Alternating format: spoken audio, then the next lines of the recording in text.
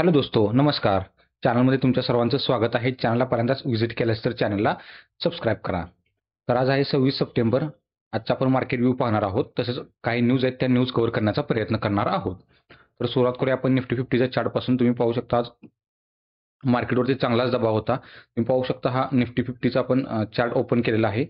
तर आज निफ्टी 50 जवळपास 1 पॉईंट निगेटिव्हमध्ये क्लोजिंग झालेली आहे. प्रॉफिट बुकिंग तुम्हाला चांगलंच पाहायला मिळालेलं आहे. आणि चिंतेची बाब ही आहे की निफ्टीने आज क्लोज तर मला वाटते निगेटिव्हमध्ये झालेलं आहे. आणि तिथून जे मार्केटमध्ये जो सेलने म्हणजे प्रेशर आलेलं आहे मार्केटनं, तिथून मार्केट कव्हरच झालं नाही. अपेक्षा होती की मला आफ्टरनून नंतरनं मार्केटनं कव्हर व्हायला पाहिजे होतं, कारण का मंगळवारी एक्सपायरी आहे आणि एक्सपायरी कुठेतरी जवळ येत आहे बघून थोडंफार मार्केटनं कव्हर करायला पाहिजे होतं की ॲज फॉर पॉझिटिव्ह वीक. उपरपासून मला वाटते वरून जवळपास आता निफ्टी 5% खाल्लेली आहे. आत्ताच्या ह्या रिसेंटच्या हायपासून 5% खाल्लेली आहे आणि मार्केटमध्ये पुन्हा एक रिकव्हरी आली नाही आजच्या सेशनमध्ये, ट्रेडिंग सेशनमध्ये. त्यामुळे हा चिंतेची बाब आहे निफ्टी 50साठी. ॲज युजल ट्रम्प यांनीच मार्केटमध्ये पूर्णपणे प्रेशर केलेला आहे, दबाव आणलेला आहे. त्यांना आपण पाहूया की निफ्टी बँक जर पाहिला, निफ्टी बँकमध्ये पण सेम तसंच आहे. निफ्टी बँक आज निफ्टी 50पेक्षा पण वीक होते आज पूर्णपणे. होतच असते समजा एखादा प्रेशर निफ्टी बँक चांगलाच टोकून टॉपला बसलेला होता आणि थोडंफार प्रेशर यावेळी मार्केटने निफ्टी 50पेक्षा जास्त घेतलेलं आहे निफ्टी बँकने. हे थोडंफार प्रॉफिट बुकिंग इथं आलेलंच आहे. तुम्ही पाहू शकता इथं आपण निफ्टी बँक पण मेन जी सपोर्ट लेवल होता 55,000-55,000च्या खाली आलेला आहे आणि निफ्टी 50मध्ये पण 25,000चा जो मेन सपोर्ट होता तो पण तोडून खालीला आलेला आहे. त्यामुळे आता मार्केटवरती थोडंफार प्रेशर असणार आहे येणारे काही दिवस. त्यानंतर आपण सेक्टरल चार्ट पाहूया. सेक्टरल चार्टमध्ये काय होते तर तुम्ही पाहू शकता आज पूर्णपणे निगेटिव्ह सेक्टरल आज पूर्णपणे निगेटिव्ह आहे. पण तुम्ही पाहू शकता ह्याला म्हणू शकता की बाबा जीएसटी सेल तुम्ही म्हणू शकता. सरकारने ते जीएसटीची सूट जी आणलेली ती इथे ट्रम्प याने ते तुम्हाला जीएसटी सेल आणलेला आहे. पूर्णपणे मार्केट हा ह्याच्यावरती सेलवरती मतलब काय म्हणतात ऑफरवरती चालू आहे. पूर्णपणे लाल पूर्ण दिसत आहे मार्केटमध्ये. एक निगेटिव्ह न्यूज पूर्णपणे मार्केटवर दबाव आणते. याचं कारण का येणाऱ्या अजून कोणत्या सेक्टरवर कधी दबाव येईल काही सांगता येत नाही. त्यामुळेच आणि कोणत्या स्टॉकवरती दबाव येईल हे सांगता येत नाही. त्यामुळेच मार्केटला पूर्णपणे प्रेशर घेतलेलं आहे मार्केटनं आणि हे होत असतं. थोडाफार मार्केट दबाव घेतं, त्याचं ॲनालिसिस होतं आणि परत नेक्स्ट एक फ्रेश एक्सपायरीपासून पुन्हा एक नवीन वीक चालू होतो, तेव्हा मार्केटमध्ये नवीन फ्रेशनेस चालू होतो. जर तुम्ही सेक्टरल जर पाहायला गेला, सेक्टरमध्ये पण पूर्णपणे तुम्हाला आज एकही कोणता सेक्टर तुम्हाला आज पॉझिटिव्हमध्ये क्लोज होताना दिसला नाही. क्लोज काय आज म्हणजे पॉझिटिव्हमध्येच आला नाही कोणताही सेक्टर. तुम्ही पाहू शकता इथं निफ्टी ऑटो पण जवळपास चांगल्याच प्रॉफिट बुकिंग झालेलं आहे. त्यात आयटी सेक्टर सगळ्यात जास्त सेक्टर पाहायला गेलं तर म्हणजे फार्मा सेक्टर, आयटी सोबतच फार्मा सेक्टर. कारण का आयटी सेक्टर पण आता भिवून बसलेलं आहे. कारण फार्मा सेक्टरवर समजा एवढं जर स्ट्रॉंग टॅरिफ जर लावलं असेल 100%, जे की जीवनावश्यक वस्तू आहे फार्मा सेक्टर, जर त्याच्यावरती जर एवढं लावलं असेल तर बाकीच्या सेक्टरवरती पण ह्याचा चांगलाच आणि निश्चित दबाव येणार आहे आणि तो आलेला दिसत आहे. आता पुढचे चाल आता अजून नेक्स्ट मार्केट आता कसं पाहते पुढच्या वीकमध्ये ते पाहणं गरजेचं आहे की अजून कोणते सँक्शन येतात तर ते पाहणे गरजेचं आहे. की तर मला वाटतं की आता पूर्ण एका कंट्रीजवर डिपेंड राहणं फार चुकीचं आहे. इंडियाने म्हणजे भारताने नवीन शोर्स म्हणजे त्यांचे जे आपण जे एक्सपोर्ट करतो, नवीन जे इम्पोर्ट करणार आहेत हे भारताचे म्हणजे प्रोडक्ट जे आहेत तर त्यांच्याशी जाऊन इंडियाने भेटले पाहिजे. फक्त डिफेन्स सेक्टरमध्येच नाही तर सर्व सेक्टरमध्ये जिथे आपण एक्सपोर्ट करू शकतो तर अशा सर्व देशांमध्ये त्यांनी एक नवीन शोधला पाहिजे की जिथं आपण एक्सपोर्ट आपण करू शकतो आपलं मटेरियल. तर फक्त US वरती डिपेंड न राहता असे बरेच आपण पर्याय शोधले पाहिजेत. तर त्यानंतर सुरुवात करूया. ट्रम्प याने जी न्यूज आली होती, ट्रम्प याने जी न्यूज आणली होती की टॅरिफची, की काय म्हणते तर ते पाहूया. आपण पाहण्याचा प्रयत्न करूया की 100% टॅरिफ आहे कशावरती. 100% import brand on patented pharmaceutical drugs starting from 1 October म्हणजे 1 ऑक्टोबरपासून चालू करणार आहेत. तर कशावर आहेत ते त्यांनी सांगितलं आहे. जर थोडंफार इथं मी ब्रॉड करतो. ओके. तर तुम्ही पाहू शकता की बाबा 100% टॅरिफ लावलेलं आहे कशावरती 1 ऑक्टोबरपासून. तर ह्याच्यामध्ये काय सांगले फार्मास्युटिकल ड्रग्स म्हणजे जे ब्रँडेड आहेत ते, जे जेनेरिक जे ब्रँड आहेत त्याच्यावरती लावलेलं नाही, जे ब्रँडेड आहेत त्याच्यावरती त्यांनी लावलेला आहे. ते त्यांनी काय पोस्ट करून सांगितलेलं आहे. आणि येणाऱ्या काळात सुद्धा आपण अजून एक स्ट्रॉंग तुम्हाला एक फेस करावं लागतील हे आपण त्यांनी एक निदर्शन दिलेलं आहे की ह्या ट्विटमधूनच आपल्याला काय दिसते की एक वरून जे पोस्ट केलं त्याच्यावरून दिसून येते की बाकीच्या सेक्टरवरती पण ट्रम्प मागे हटणार नाहीत असं दिसून येतंय. पॉज करून तुम्ही वाचू शकता हे कधीपासून 1 ऑक्टोबरपासून लागणार आहे हा जो टॅरिफ आहे तो.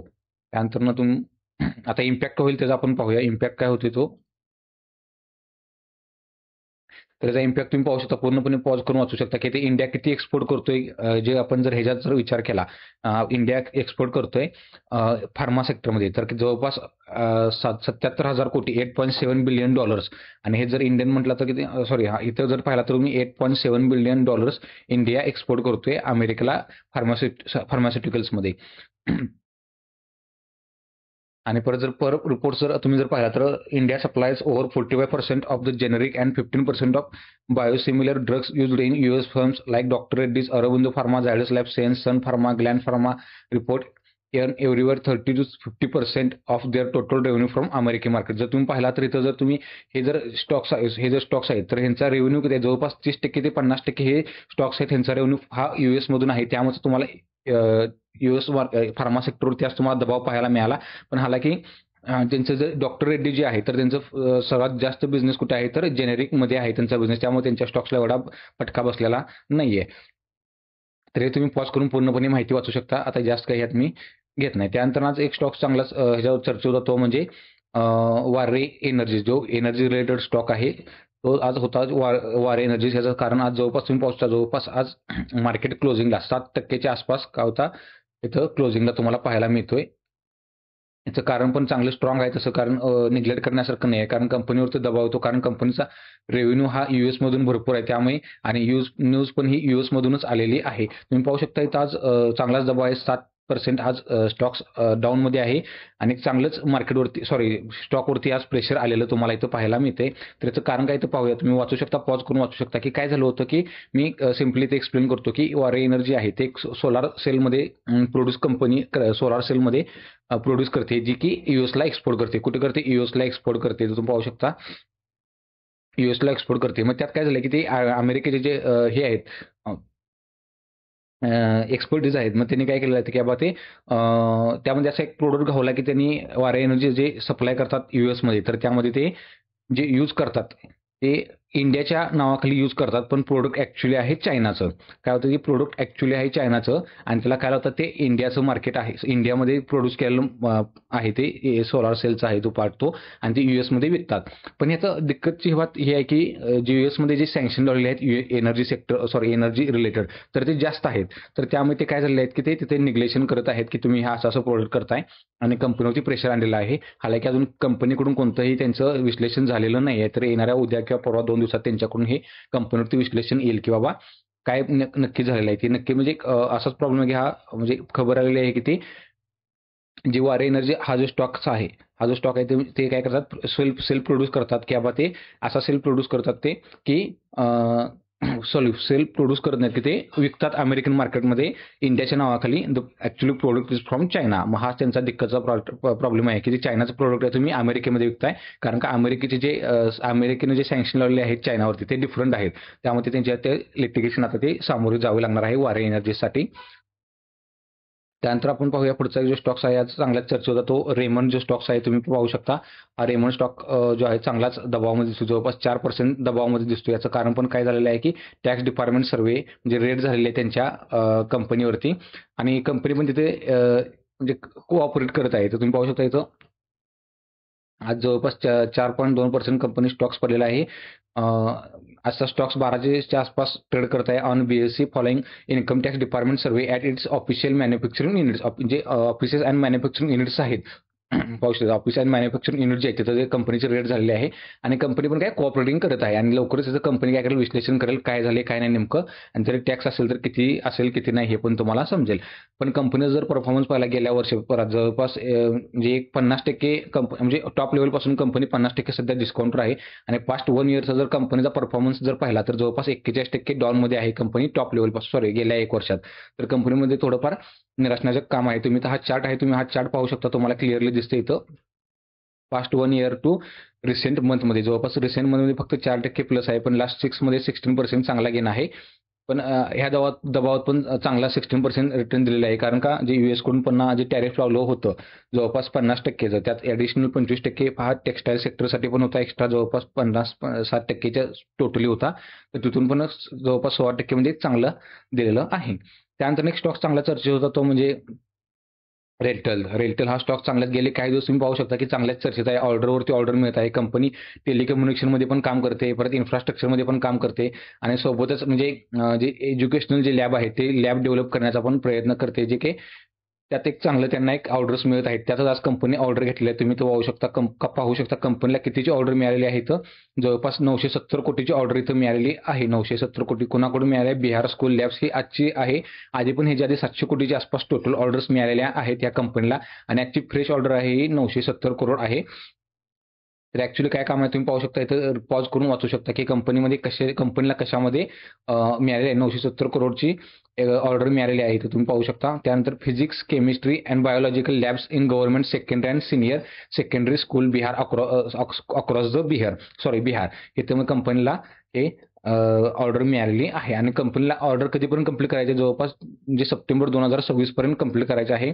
म्हणजेच काय ह्याचा जो रेव्हेन्यू असेल, ह्याचा जो पॅट वगैरे असेल हे तुम्हाला नक्कीच ह्या नेक्स्ट फायनान्शियल इयर नेक्स्ट 2027च्या फायनान्शियल इयरमध्ये दिसेल. पण क्वार्टरली जर तुम्ही पाहायला गेलात तर तुम्हाला इथे त्याचा इम्पॅक्ट दिसणार आहे. Sector diversifying and traditional telecom infrastructure सर्व्हिसमध्ये कंपनी काम करते. आता रेलटेल म्हणजे माहितीच आहे तुम्हाला की रेल्वे सेक्टरची कंपनी आहे जी शक्यतो टेलिकॉम सेक्टरमध्ये काम करते. त्यांचं ब्रॉडबँड सर्व्हिस पण हे जी कंपनी आहे. तर ॲक्च्युअली जर आपण कंपनी जर कॉन्ट्रॅक्ट डील्स आहे तर establish of physics, chemistry, biological labs on turn की बेसिस इन गव्हर्नमेंट हा तुम्ही पाहू शकता पॉईंट फारच मोठं झालंय. गव्हर्नमेंट परत त्या प्रोजेक्ट स्कोप अँड टाइमलाईन्स पण दिले आहेत. त्यांची लेटर ऑफ ॲक्सेप्टन्स पण रिसिव्ड बाय रेलटेलने घेतलेला आहे. म्हणजे खबर जी आहे ती पूर्णपणे न्यूज हे पूर्णपणे पक्की आहे. आणि ड्युरिंग द मार्केटच ही जी खबर आहे ती आलेली होती. पण प्रोजेक्टचं आता कमिटमेंट कधी सप्टेंबर 2025ला केली, पण कम्प्लिशन कधी करायचं आहे विदिन द 1 इयर. एक्झॅक्ट म्हणजे आज 26 सप्टेंबर आहे, 24 सप्टेंबरपर्यंत हे काम पूर्ण झालं पाहिजे. नाही काम झालं तर काय होतं की नाही काम झालं तर कंपनीला पेनाल्टी बसत असते. त्यांचे काय असेल ते मंथली त्यांना जे चार्जेस असतात ते चार्जेस त्यांना द्यावे लागतात. ही जर कंपनीला हा तोटा थोडा सहन करावा लागतो. तर हे झालं आपण आजचं मार्केट कव्हर केलं आणि काही न्यूज असेल तर आपण कव्हर करण्याचा प्रयत्न करूया येत असेल तर. पण आज जर पाहिला तर मार्केटवरती पूर्णपणे आज दबाव तुम्हाला दिसतो. याचं कारण एकच होतं, ट्रम्प तात्या ज्यांनी जवळपास मार्केटला पूर्णपणे दबाव आणून ठेवला इंडियन मार्केटला पूर्ण all over the across the world wide त्यांनी पूर्णपणे सगळ्यांवरती प्रेशर आणलेलं आहे. याचं कारण का तेच हा देश आहे तो महासत्ता आहे आणि कंट्रोल करण्याचा प्रयत्न करतो. हे जे सर्व डील आहे ते त्यांच्यासोबत करत असतात. कारण का हे जे यूज करतात रॉ मटेरियल यूज करतात त्यातूनच त्यांनी एक चांगलं प्रोडक्ट तयार करतात आणि तेच परत दुसऱ्या इतर देशांना विकतात. आणि दुसरं म्हणजे काय हे ह्यांच्याकडं आपण म्हणू शकतो बाबा काउंटर अटॅक करणं एवढी इझी आहे का, तर नाही एवढं इझी नाही. कारण का वन ऑफ द आता मोस्ट इम्पॉर्टंट जो सेक्टर आहे सध्या IT सेक्टर आपण जे यूज करतो IT सेक्टर मायक्रोसॉफ्ट म्हणा किंवा ट्विटर, गुगल जे सर्व आहेत तर सर्व थ्रू अमेरिके थ्रूच आहे. त्यामुळे तुम्हाला कोणी ॲक्सेप्टन्स करू शकत नाही. आता चायना जर तुम्ही पाहिलं तर चायना या सर्वापासून ते पूर्णपणे निग्लेक्ट आहे. म्हणजे पूर्णपणे दूरच आहे यांच्यापासून. जे यांचं जे IT जे आहेत मायक्रोसॉफ्ट वगैरे यूज करण्यापासून हे पूर्णपणे म्हणजे वेगळेच आहेत. ते YouTube पण शक्यतो यूज करत नाहीत चायना. मला वाटतं YouTube पण तिथं 99% यूज करत नाहीत. पण इंडियाने पण जर स्वतःचे असेच जर IT बेस्ड सोल्युशन जर फाइंड आउट केलं तर इंडिया पण नक्कीच अमेरिकेला चांगलाच टक्कर देऊ शकतो. कारण का आपली पॉप्युलेशन तेवढी आहे, 140 बिलियन आपली पॉप्युलेशन आहे आणि नक्कीच इंडिया अशा गोष्टींना समर्थपणे उत्तर देऊ शकतो. आणि आता आजकालच्या मला वाटतं H-1B व्हिसा आहे तर सरकारने याचा फायदा घेतला पाहिजे. आपल्या लोकांना इथं बोलवून त्यांना चांगले इन्फ्रास्ट्रक्चर ओपन करून देऊन चांगल्या फॅसिलिटीज देऊन त्यामध्ये आपण काम केलं पाहिजे. आता हेच आपण सरकारला आपण विनंती करू शकतो. तर मित्रांनो आजची जर व्हिडिओ आवडली असेल तर व्हिडिओला लाईक करा, शेअर करा आणि चॅनलला सबस्क्राईब करा. थँक्यू. जय हिंद.